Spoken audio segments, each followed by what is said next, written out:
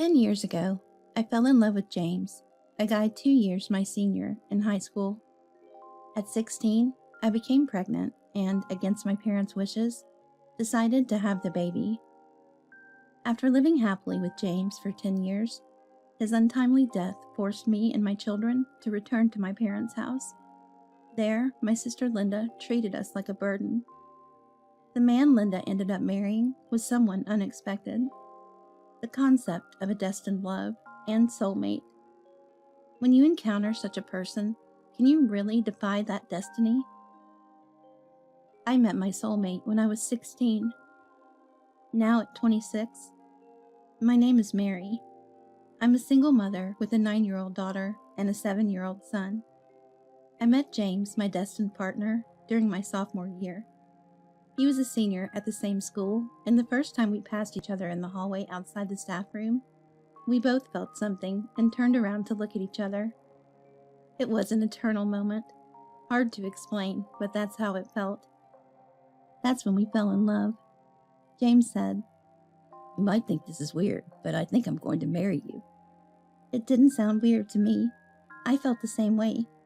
I was just an ordinary 16-year-old, not particularly beautiful, just healthy, but at that moment, I felt like the protagonist of a story. James, talented enough to have guaranteed admission to a state university, said, "We'll have to marry while I'm still a student, but let's get married right after you graduate high school." Right after he said this, I found out I was pregnant. This was during an important winter of his senior year. James decided to skip college and work for us and our child, despite strong opposition from his parents. His father, Robert, a high-ranking executive in a large company and quite wealthy. "Mary is only 16. What about high school? Don't be swayed by fleeting emotions. Think about the future," he said. "Why not consider marriage after graduating from college? It's obvious you're going to struggle, getting married and having a baby at such a young age." His mother, Patricia, opposed too. "It can be taken care of discreetly at a hospital I know of." When Robert suggested, James and I defied our parents and decided to marry and have the baby. Now that I'm a mother, I can understand the feelings and words of James's parents. It might sound selfish, but if my child came to me with such a story, I'm pretty sure I'd be opposed too. But back then, for us, there was no other choice but to have and raise a child together. And even now, I don't regret that decision. Leaving a note for my parents, I quickly packed my bags and slipped out of the house, heading towards Boston. We didn't leave without a plan. James had been in touch with Richard, a mobile game app developer since middle school. We decided to rely on him. "No way. James was in high school, and his girlfriend too, and pregnant? That's crazy." The man we turned to was over 30. "This is a mess. I knew you were young, but I thought you were over 20. If I'd known you were high schoolers, I would have stopped you, but I can't just abandon you now." Richard said, troubled. He let us stay in his condo, which also served as his office, and even became our guarantor when we rented an apartment. Under the condition that we contact our parents eventually, James and I both sent postcards without our address saying, "We're doing fine, please don't look for us." James started helping Richard with game development. "What? James was still in middle school when he came up with that idea? That's impressive. To be able to program like this self-taught?" Richard was amazed. James had been involved in game development before. I took care of the cleaning and the cooking at the Office Coombe residence. "This is a big help. I usually eat out fast food or instant ramen." Richard appreciated it, and I was glad my help with my mom's cooking came in handy, though it also made me miss my parents. James and I got married and became husband and wife. There was no wedding ceremony, no rings, no honeymoon, but we celebrated with a small cake just for us. We had a daughter and sent a postcard with a family photo to both sets of grandparents. Every Christmas, we sent family photos to them. The job at Richards didn't pay much, but as he promised, we received a substantial bonus when the app hit big 2 years later. I remember being overjoyed, especially since I was pregnant with our second child, a boy. Life with our family of 4 was hectic but happy. Maybe we're drawn to each other to meet these kids, James would say, adoring our children. These days were irreplaceable happiness. But nearly 10 years after leaving home, James suddenly collapsed. He was 27. I was 25. Our daughter Karen was 8, and our son Thomas was 6. It was acute myeloid leukemia. I'm sorry, Mary. I've been hiding this from you. I had a bone marrow transplant for my brother before starting high school. There was a chance of relapse, but I married you without telling you. I'm really sorry. James apologized in the hospital bed. No, even if I had known, I would have married you, I responded. We contacted Robert and Patricia, and they, along with James's brother, came to the hospital. Dad, Mom, I'm sorry for being a disappointment. David, sorry for wasting your donation, but I don't regret it. These nearly 10 years have been truly happy, thanks to Mary and the kids, James said. We could tell you were happy from the photos you sent, Patricia said, crying and holding James's hand. Thank you, Mary. Please take care of the kids. Karen, Thomas. I'm sorry I won't see you grow up. Thank you. Those were James's last words. While feeling nearly crushed by sadness, I knew I had to stay strong for the children. I thought I had to be strong for James, too, and take good care of the children. We held a simple funeral with Robert, Patricia, David, and some work acquaintances from Boston. Richard and Patricia offered us to live with them, but I decided, I'm going back to my parents. I've worried them for 10 years. They understood, and Patricia said, Call us if you need anything. At least let us pay for their grandchildren's upbringing in James' place, Robert added. I was truly grateful for their offer. I planned to work, but was anxious about whether I could raise 2 children comfortably on my income as a high school dropout. I decided to accept help until the kids finished compulsory education. During school holidays, we'd visit James' parents, and with this arrangement, I returned to my parents' home. I had informed them by phone, but after 10 years, my parents warmly welcomed me back. My mother, Barbara. I never expected to suddenly have 2 adorable grandchildren. She tearfully embraced my children. My father, William, said, You've been through a lot. You've done well. I couldn't stop my tears. However, my sister Linda was cold. You have some nerve returning. After you left, we had our own troubles. Saying this, she didn't even show a smile to the children. Linda, 3 years older, was always more beautiful and smarter than me, and often looked down on me. She was attending a prestigious private school when I left, and resented me for spreading rumors about her sister eloping at 16. Linda, now 29, has been working at a prominent local company for 7 years, and is anxiously engaged in matchmaking activities. You think you can raise 2 kids properly after dropping out? It's just troublesome having you back. She often criticizes me. She was also upset about giving up my room, which she used after I left. Therefore, the children didn't warm up to her. Karen, my strong-willed daughter, would ask Linda uncomfortable questions like, Aunt Linda, aren't you getting married? Linda disliked being called aunt, snapping at Karen. Can you stop calling me that? Suddenly having a niece or a nephew is annoying. To which Karen replied, But you're an aunt. What else should I call you? Leaving Linda speechless. Although I felt guilty about the kids changing schools, they adapted quickly and were cheerful about attending their new school. During the summer, they stayed with James's parents. Robert, Patricia, and David, who spoiled them a bit too much, making them very happy with various outings and gifts. When I visited James's family, they were eager to hear about our life in Boston, and I would lose track of time talking about James. James' older brother, David, was unlike James.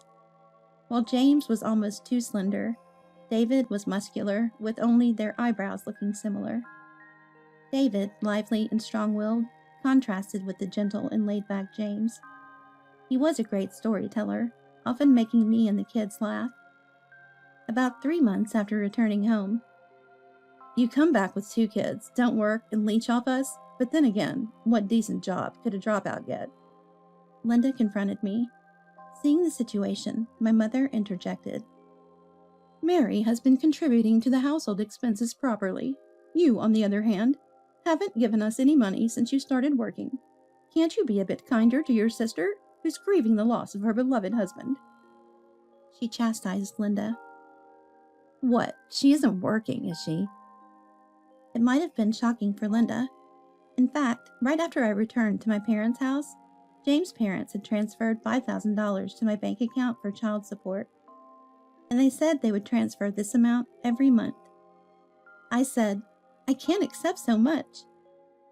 But they told me, having money is not a problem, Mary. Instead of going to work, we want you to stay with the children, for James too. Hearing them say for James too, I couldn't say anything more. At home, I contributed $1,500 for our expenses, kept $500 for ourselves, and saved the remaining $3,000 for the children's future. Only my mother knew the exact amount. And Mary helps around the house too. She does more cooking and cleaning than I do, my mother added. So what? I'll be married soon. Her argument didn't make much sense. I thought it'd be good for her to learn cooking if she was getting married. Linda, if you're getting married, maybe you should learn cooking from Mom, I suggested. This seemed to hit a nerve, as she snapped. I don't need your concern. I'm attending cooking classes, and I don't need to learn your poor-style cooking. My mother got angry. Sorry for the poor cooking, then, she said. Despite the tension, Linda's successful matchmaking was a good thing. Soon, Linda's marriage was arranged, with a doctor 3 years her senior. In a rare good mood, she said to me, Mary, I hate to say this, but can you not come to my wedding or reception? People here know about your elopement against our parents' wishes, and I don't want to explain why you've come back. You don't have to attend the family meeting either. Having a dropout single mother as a sister is embarrassing. This was typical of status-conscious Linda. Both my parents were furious, but Linda, set on marrying a doctor, was adamant. I need Mom and Dad at the wedding, but once I'm married, I'll be part of his family, and I don't care what others think.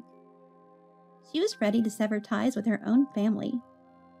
Mom, Dad, it's okay for me. Let's not fight, I said, trying to calm the situation. Linda scoffed, acting like the good girl, and stormed off to her room. Aunt Linda is mean, my daughter Karen said audibly, leading my parents to sigh deeply. Exactly a year after my return, Linda got married. Honestly, I felt relieved. About 10 days after her wedding, Linda called. I'm bringing over some honeymoon souvenirs. I was fine not doing it, but my husband wants to meet you. Surprised, I replied. I thought I was supposed to be non-existent. I had assumed that was the case. I accidentally mentioned it during our honeymoon. I figured it would be impossible to keep it a secret forever. It's fine now that I'm married, Linda said, seemingly no longer needing to pretend. She likely hid her true self before marriage. That day, we all waited for Linda and her husband, including my 2 children. When the doorbell rang and my mother opened the door to greet the newlyweds, I was shocked at the sight of Linda's husband. What? David? Linda, in a good mood, said cheekily. How familiar are you suddenly? This is my husband, David. And these are my sister and her children. Meeting for the first time? My sister, not the brightest, only good for having kids. Ignore her. Stupidity is contagious. She joked in a way that wasn't funny at all. Ignoring Linda, David looked at me and said, Ah, so it is Mary. It was David, James's brother. What did you just say? David said in a low voice to Linda. Linda dismissively said, See, she's stupid and presumptuous. Stay away from Mary before her stupidity rubs off on you. Apologize, David demanded in a strained voice, his fists trembling. Huh? Oh, you don't have to say that. But since he insists, Mary, apologize. Linda responded nonchalantly. You? You're the one who should apologize, David said firmly to Linda. What? Not understanding what was said to her, Linda asked again. Can't you apologize? This woman is my brother's wife. David said sternly. What? What do you mean? Your deceased brother? Linda was taken aback. Uncle David! Uncle David! Karen and Thomas chimed in, recognizing him from their visits to James's family home, where David had taken them out and become close to them. Linda told me she had a sister who, embarrassingly, had a child at 16 against her parents' wishes, and then returned home after being widowed by a strange man. That strange man was my brother. David revealed. What? No, I didn't know. Linda was shocked. Why wasn't Mary at the family meeting? Why wasn't she invited to the wedding or the reception? David pressed. Well, it was hard to say that my sister is a dropout single mother. Linda stammered. I couldn't help thinking how this awkward situation could have been avoided if we had met at the family meeting. Indeed, both my brother and Linda's sister took risks, but my brother passed away saying he had been happy for 10 years. Mary and the children made him happy. Linda, you've insulted my brother, too. David's anger was unabated, and Linda was in tears. I'm sorry, I didn't know, she said. What you said earlier about your own sister, I've lost confidence in our future together. David continued, still angry. No, please don't say that. I'll change, I promise. Linda pleaded, desperate not to lose her elite doctor husband. However, David needed space. I need some time to think. William, Barbara, Mary, I'm sorry for this mess. I'll speak to you all again soon. And left despite Linda's tearful pleas. We were all stunned, at a loss for words for Linda. This is a tough situation, even if it's her own doing. My mother sighed. Linda continued to cry, and I couldn't help feeling a bit sorry for her. She isn't inherently evil, just not the best in character. Mary, I was wrong. Can you help me make things right with him? Linda asked tearfully. I couldn't refuse her request. The next day, I visited James' family home.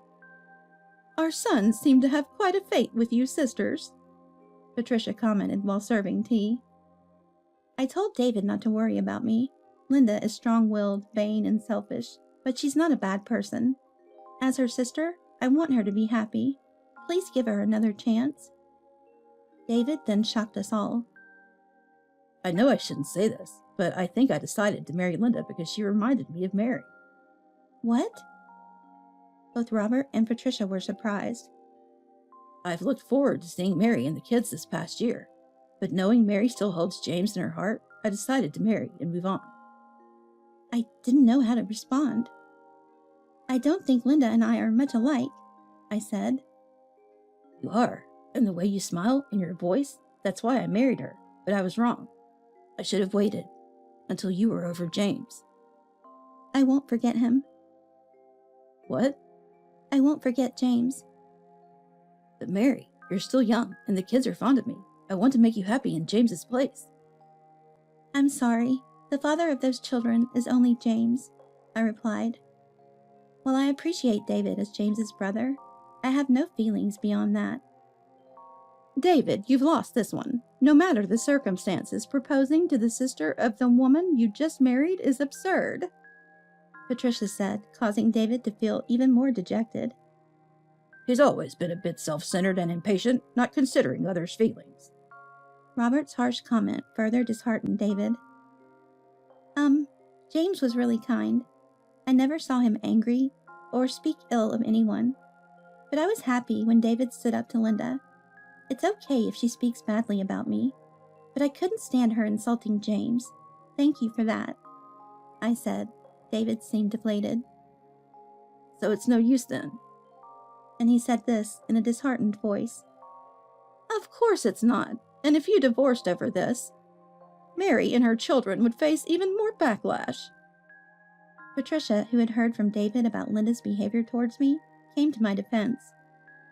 Being strong-willed and selfish, Sounds like David and Linda are quite similar. They'll make it work. Forget about Mary. Robert added, seemingly preventing Linda's divorce. Don't worry, Mary. I'll help Linda adjust her attitude, Patricia said with a smile, showing a surprisingly stern side of her usually gentle demeanor. Thank you, Mary. I'm sorry for everything, and really grateful, Linda said before returning to David. Linda, once ready to cut ties with her family before her marriage, now frequently visits home, bringing cakes and sweets we like. Something unthinkable before. Patricia is really strict, despite her gentle appearance. Linda often comes to vent about her mother-in-law. It seems Patricia is indeed reshaping Linda's character. A strict mother-in-law like her is just what you need, my mother said, somewhat coldly, but happy that a divorce was avoided. David and Linda, both strong-willed, often have loud arguments, but seem to be managing well. Frankly, I always thought a man who demands an apology to his wife like that wouldn't work well with me, so maybe Linda and David are well suited for each other. Sometime later, Richard from Boston informed us of the completion of a new game, the last one James worked on. I downloaded it immediately. This is the game Daddy was working on last. The game featured a brother and sister named Karen and Thomas, modeled after our children. Yes, our 2 children are the models for it. Daddy made this? That's amazing! This is us! Wow! The kids exclaimed, looking at the game screen in awe. It was a game filled with James's love, but playing it often brought tears, making it hard to continue. When we finished the game, the screen displayed "Thank you," the same as James's last words. Thank you, too. I was happy to have met you, James.